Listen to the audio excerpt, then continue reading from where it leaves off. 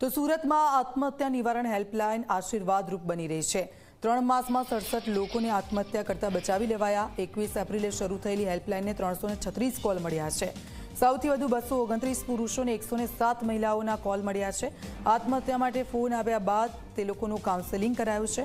પોલીસે માત્ર 3 થી 7 મિનિટમાં જ પહોંચી ગઈ અને આ બનાવ રોક્યા છે। પારિવારિક તણાવના 123 કેસો, આર્થિક સંકળામણના 100 કેસ મળ્યા। તો પ્રેમ પ્રકરણમાં તણાવના કારણે 23 લોકોએ સંપર્ક કર્યો હતો। પરીક્ષા અને કરિયરને લઈને 11 યુવાનો તણાવમાં આવ્યા હતા।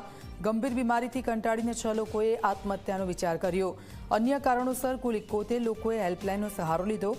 હેલ્પલાઇન નંબર 8128308100 અને 8128369100 થી લોકોના જીવ બચી ગયા છે।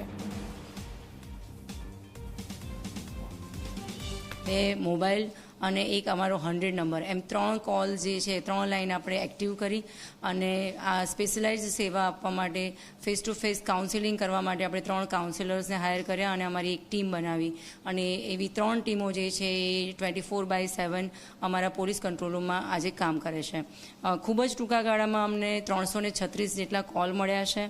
એમાં 107 જેટલી મહિલાઓ અને 229 જેટલા પુરુષોએ અમને કોલ કર્યો છે અને અમને ખાસ કરીને અમે એવી બધા લોકોને બિરદાવીએ છીએ કે જેણે અમારી ઉપર વિશ્વાસ રાખ્યો અને અત્યારે 67 જેટલા લોકોની જિંદગી અમે બચાવી શક્યા છીએ।